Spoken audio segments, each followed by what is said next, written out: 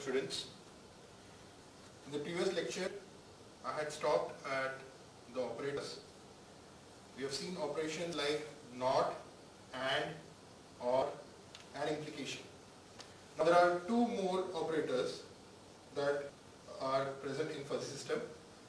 So we are going to see those two operators today. The first one is aggregation.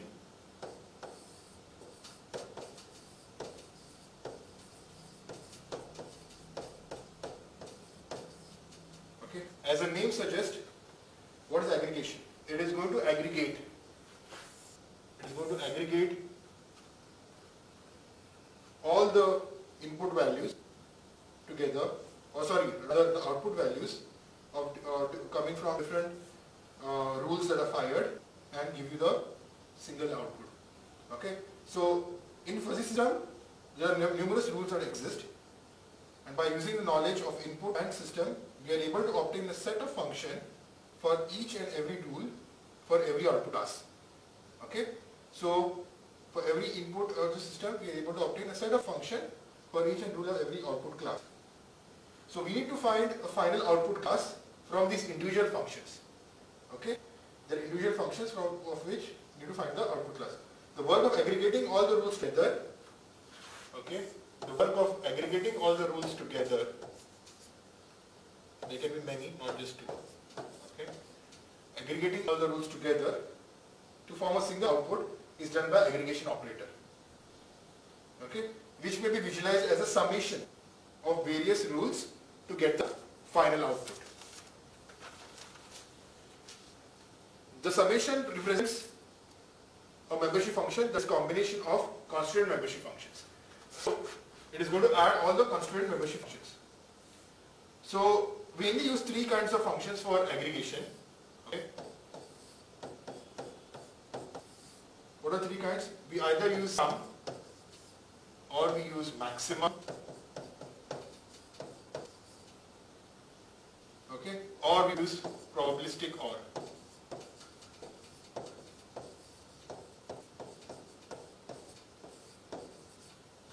Okay, we've already seen this before how they are, but anyways I'm going to draw the functions and I'll show how it is. So whichever methods we follow, the final must be in between 0 to 1. The output must be between 0 to 1. Okay. Now I'll just draw a few graphs here, or the input values. Now this is input x. Okay. The x-axis is the input x and y-axis is the membership function, by the way. MF, membership function, and membership function can have max value of 1. So let's say it has these discrete values in between. And how the function looks like? It's somewhat like this. Okay, this is at 0.1 and this is at 0.3. Now this is your x.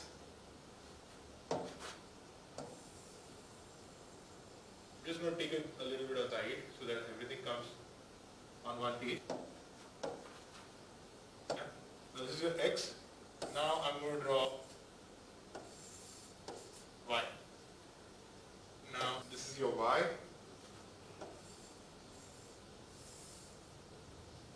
Okay. Now this value, let's say 0.8, and let's call this as 0.7, and this is 1 maximum. Okay. Now this is your, and let's call this value here as 0.3, 0.6. Let's draw z. There are three input values over here.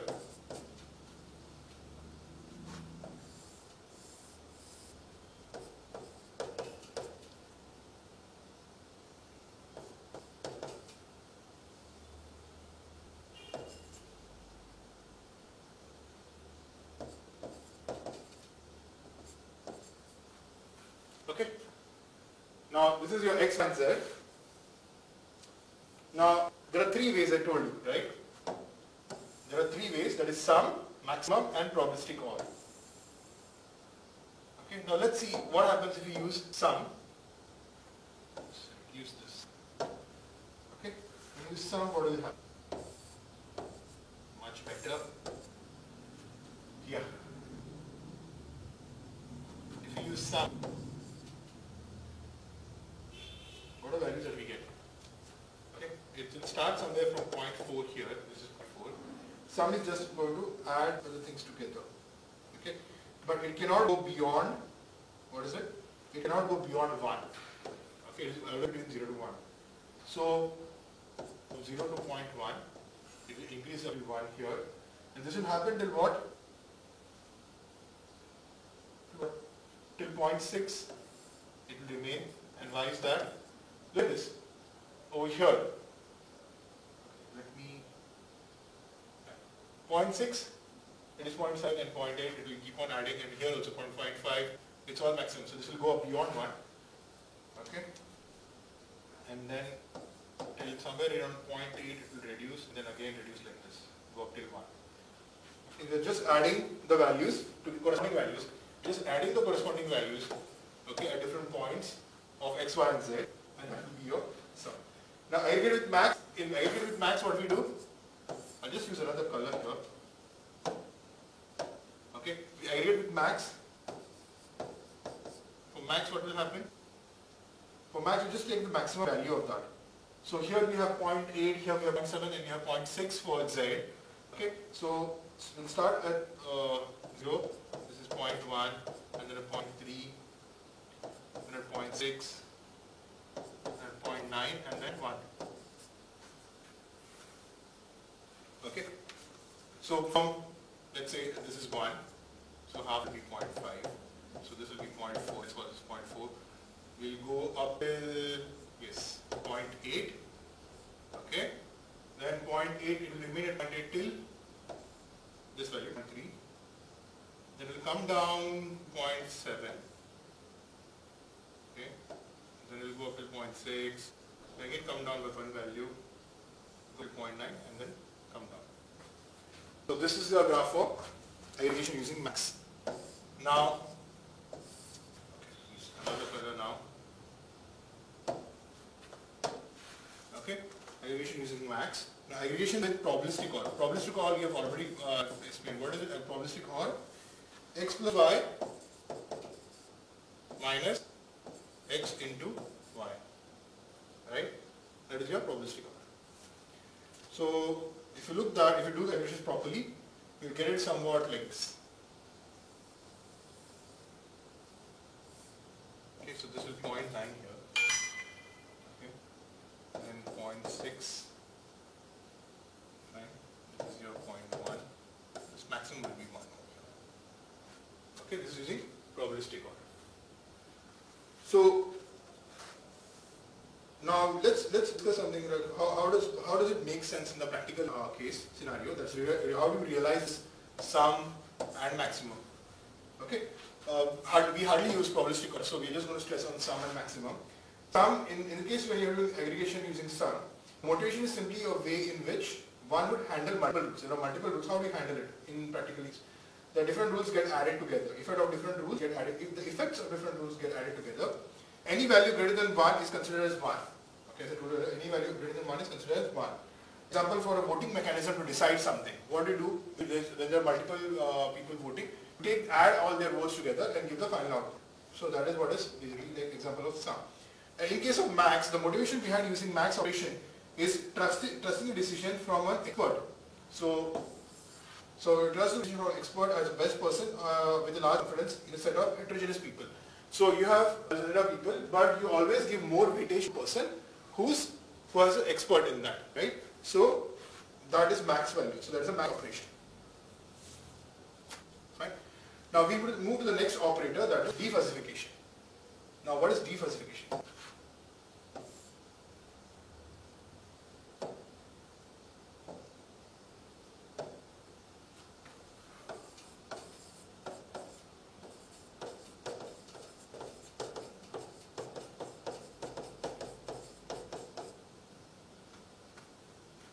Okay, defuzzification is basically converting the output, the aggregation of all the rules that you have got, the fired rules you aggregate and get output. Now that is in a fuzzy set. So from fuzzy value you want a normal original value, a crisp value.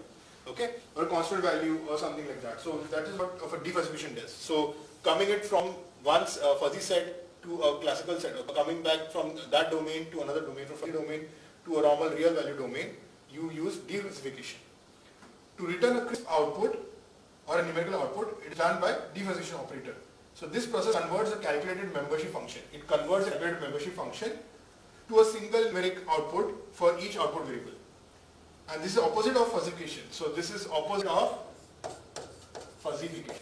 And fuzzification we have already seen all the steps. Okay, opposite of fuzzification, wherein we had to convert numeric inputs into membership degrees by use of membership functions. That is what we are in the fuzzification part. So defuzzification process is basically a last step in the whole fuzzy system that gives the final output of the system. And defuzzification is applied to obtain what? Defuzzification is applied to obtain membership degree to generate the crisp output. This involves an analysis of entire membership function. It involves an entire membership function to find the most optimum value, okay, according to logical and the problem requirement. So we have different ways of also getting defuzzification. Now we had aggregation. We have different ways of getting defuzzification value, defuzzified value. So various methods for defuzzification are centroid. Okay. Then we have bisector method. I'm going to explain all these methods together. Then third is largest of maximum, LOM, largest of maximum. Then the fourth one is mean of maximum, mean of maximum. Okay, I'll just write it as MOM. And the fifth one is smallest of maximum, SOM. Okay. Now these are the 5 different types of defuzzification methods. So you're going to convert your fuzzified result that you get after aggregation, what output you get. It's in a fuzzy set. So you convert back into a crisp set or a numerical output back to a real value. Okay.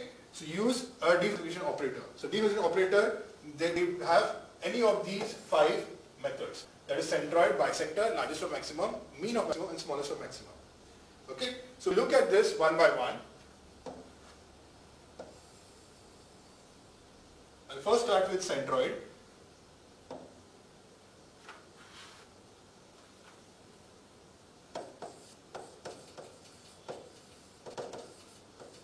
Okay.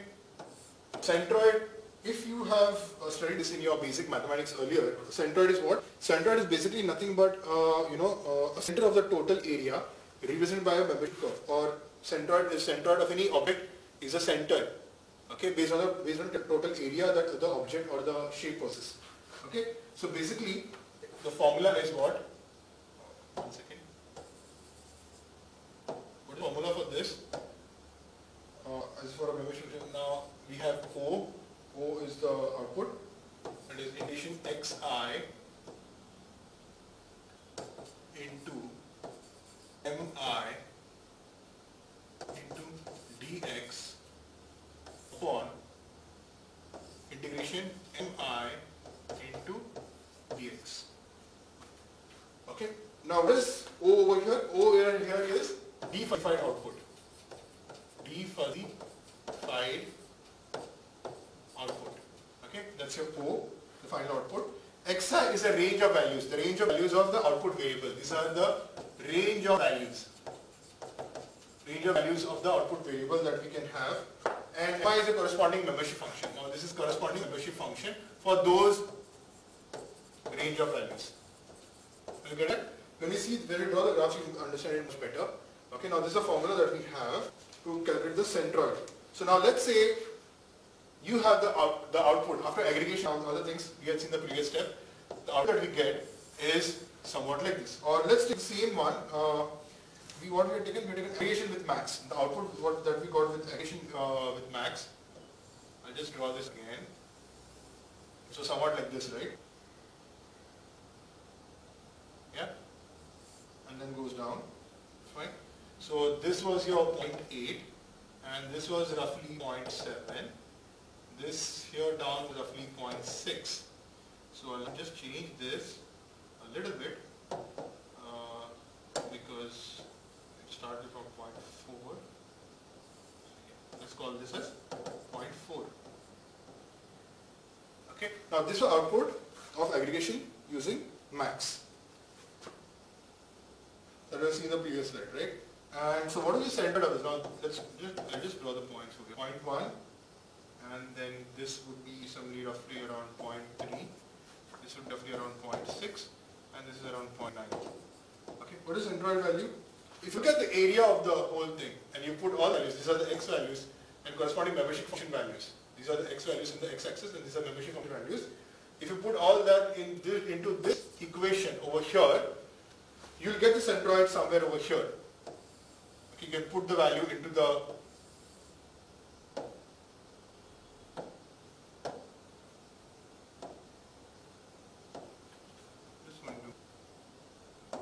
erase this. Yeah. So you'll get the value somewhere over here.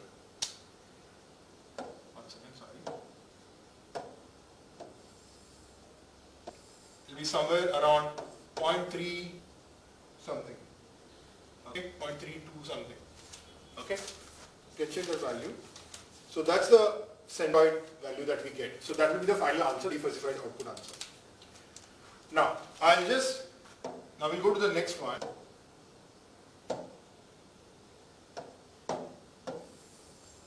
Okay, the next one I'll do it here, and that's your second one, that is bisector. Now bisector is nothing but we're going to find the bisector of the value. So bisector of the total area that is given by the membership curve. So how will that look like? The equation of that is, or the formula for that is m cross dx, that is membership function, for all the values of xi. Okay. So from 0 to xi and from 0 to x2. So from x1 between x1 to x2. Okay, bisector basically divides the total area into two halves, right? It divides the total area into two halves. So O is the final specified output, x2 are the range of output, and M is the corresponding membership function. And I'll not draw the graph again. I'll just go back here. So where the bisector will be in between. So that would be, it comes somewhere, it comes here, around 0.65 something. It will come here. Okay, this is your bisector. Using bisector method, this is what you get. I'll just write the previous one also. But this is using centroid method. This is what you got. Okay, now that was the second one. So now let's go to the third one. The third method is mean of maximum. So mean of maximum, that is MOM, it's not difficult to understand. It's an average, it's an average value. Mean is what? Mean is average value. A maximum membership function, that is the maximum value. What's the average of that? And this method works similar to maximum operation in implication. Okay, that is try to obtain the solution with the maximum degree. And the formula for that will be somewhat like this: x into dx, okay, upon integration of dx. Okay, so what does that mean? So the final output O, the final output or dephased output, and the x covers all the values of output range where the membership is maximum. So the membership function where it is maximum, I choose another color. Let's take blue. Okay, the membership function where is it maximum? Yeah, the membership function is maximum over here between 0.1 to 0.3 in this value. This is a range, the maximum values. So you take mean of that. Mean of 0.1 to 0.2 be 0.2. So come here at 0.2. So this becomes MOM. Right? This becomes your mean of maximum. And what are the other parts? The other one, I'll take yellow for this. Now that would be what? Next one is SOM. Now the smallest of maximum. What is smallest maximum? Smallest maximum is the smallest value of the output variable for the membership function is maximum. Now here the formula required O minimum of x. Right? Minimum of x. That is the dephased output. X is all the values in output range where the membership function is maximum. So what is the minimum value over here? That is 0.1. So this will become SOM.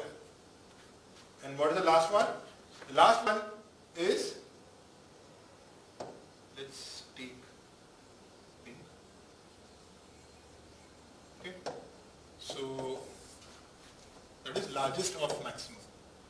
Again, O would be what? Max of xi or x whatever. That is what the range of values that it can take, the maximum values. Okay, so here the value would be somewhere at 0.3, and this is your LOM.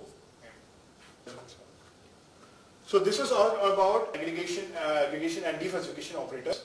Okay, these are the next set of operators that we have after other ones which we have seen in the previous lecture. In the next lecture, we see fuzzy inference system and other topics which I'll cover in the presentation. Thank you. Have a good day.